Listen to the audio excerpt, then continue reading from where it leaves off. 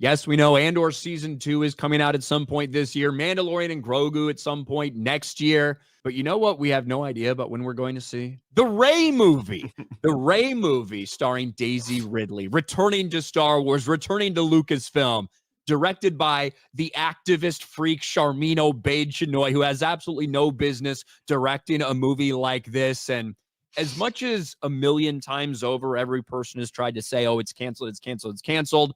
I at least have said for a while that I think they're going to do everything they can, everything in their power to make this movie happen. They recently hired a 4th writer for this project. And now Daisey Ridley's out there trying to tell people how she feels about it and how confident she is that they're going to give Star Wars fans something that they don't want, which is a Rey story. I certainly have been very involved. Daisey Ridley reveals her hands-on approach to her new Star Wars movie. I love it when you need 2 people to write one article. Daisey Ridley may have gotten her start acting in the early 2010s with small roles in various shorts and TV shows, but it wasn't until 2015 she stepped in the role that would change her forever. During a recent interview with Collider's Maggie Lovett to promote her upcoming movie Cleaner, Ridley spoke about her involvement being the camera or behind the camera as a potential producer in her upcoming Star Wars flick, as well as how things are different this time around. I don't know that I'd be a producer on it, but I certainly have been very involved. I'm involved in, well, not very involved, but I'm involved in as much as I know what's going on. I know the story. I know what's going on with the script, so I'm aware of all of that. And I think what's been really wonderful the last few years is being more involved from the start to the finish, really coming to set knowing this is the absolute best way we can tell these stories. These are the best actors for the job. This is the best crew for the job. Having that confidence is so lovely. They don't even have a fucking script yet. Yeah.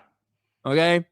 And it's not like I didn't have it before, but I'm much more cognizant of it now. So in that way, I'm looking forward to turning up, really knowing the ins and outs of what the journey has been, and we're arriving at the absolute best place to tell this story. And she did confirm as well, they do not have like a final script from this new writer. They do not have that yet. She says she knows what the story is and what they're trying to do, but they don't actually have a final script. I think I've always said, if I was a betting man, I think we will see it at some point in time. I think they're that committed to making the Rey movie happen.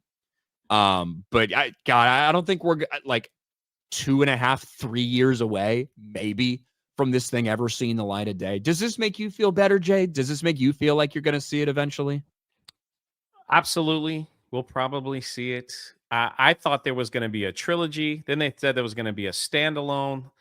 Then there was there's just terrible communication on what exactly we're going to see. But apparently she's going to build the Jedi Order. And whenever that day happens, but Maggie Lovett, whatever her name is, she blocked me on Twitter because wasn't she the one that had a problem in the metaverse? Was that her, or am I thinking of somebody else? I could be wrong. There was one of these journalists that went into like the metaverse and she was harassed and it was a big problem. And I said something and she blocked me on Twitter. How dare she? But anyway, I am blocked by her, but I don't know if it's anything I said. I don't know if she was the one who got digitally raped in the metaverse. That's what I thought. I think it was her. I could be wrong. I'm wrong about a lot of things. But also, Daisey Ridley said something else too, that she is very open into joining the MCU. At this point, she just wants to work. She's like, I've done my Young Woman of the Sea. I've done these things. I need one of these big roles again, please. Yeah. That's what I'm saying.